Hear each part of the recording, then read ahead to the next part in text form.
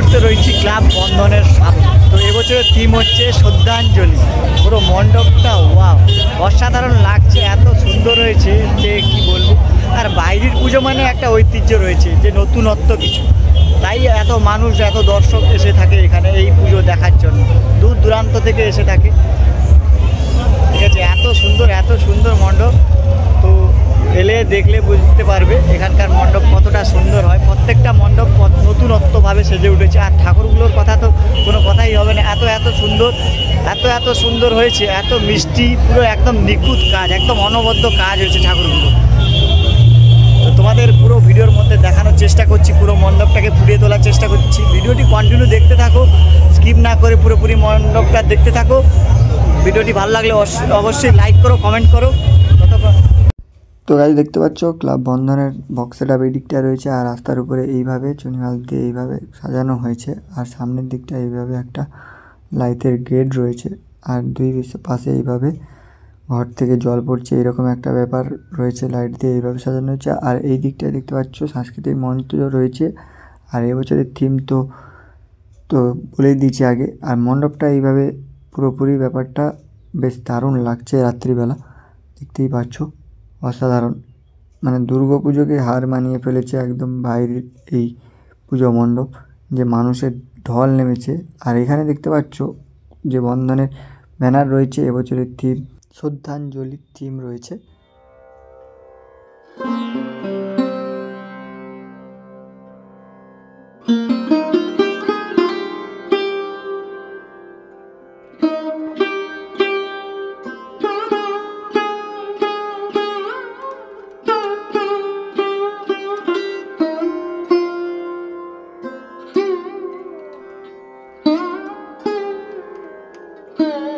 তো গাইজ দেখতে পাচ্ছ মণ্ডপের ঠিক সামনের পজিশনটা এইভাবে ফুল দিয়ে সাজানো হয়েছে। আর এখানে একটা ব্যানার দেখতে পাচ্ছ, রতন টাটাজির ছবি রয়েছে, কিছুদিন আগে প্রয়াত হয়েছেন, তারই এখানে শ্রদ্ধাঞ্জলির ব্যাপার রয়েছে। আমরাও কিছুদিন আগে ওনাকে হারিয়েছি, ভারতের রত্নকে।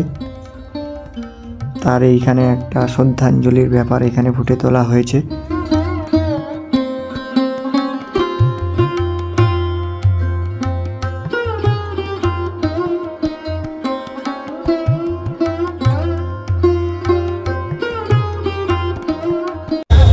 আমি পেয়ে গেছি ক্লাবের এক কর্তৃপক্ষকে। তো ওনার কাছে জানবো এবছরের থিম এইরকম ভাবনা কিসের কারণে।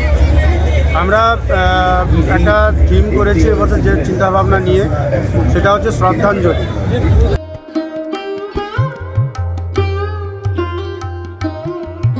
সমস্ত মনীষীদের নিয়ে এবং বিপ্লবীদের নিয়ে, যারা আমাদের দেশের জন্য কাজ করেছেন, তাদের নিয়ে একটা শ্রদ্ধাঞ্জলি আমরা তৈরি করেছি। চিন্তাভাবনা এটাই আমার। তো এইরকম ভাবনা হঠাৎ মানে আমরা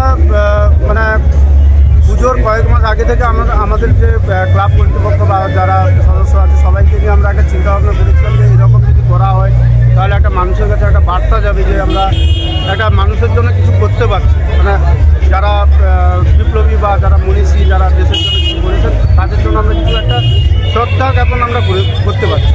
আর দর্শকদের জন্য কি বলবেন?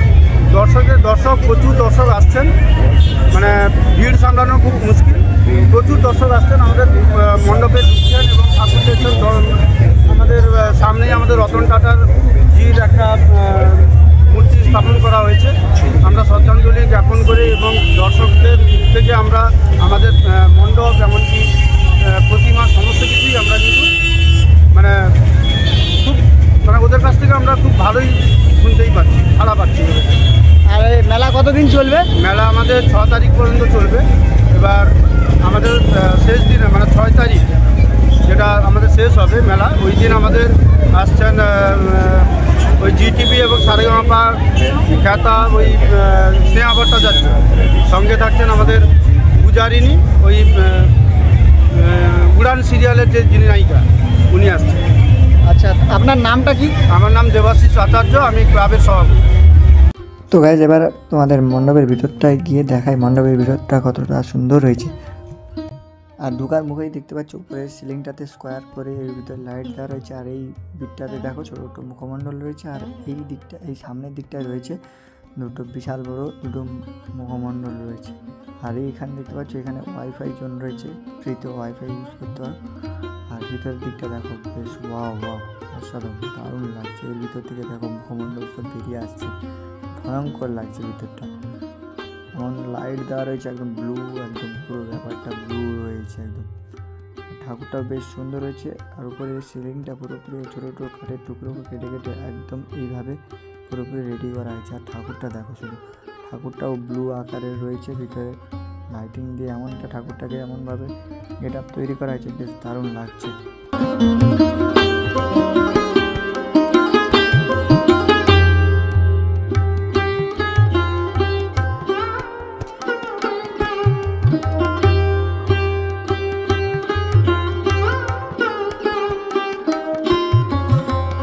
কথা বলে অনেক ভালো লাগলো, তো পুরো খুলে বললো।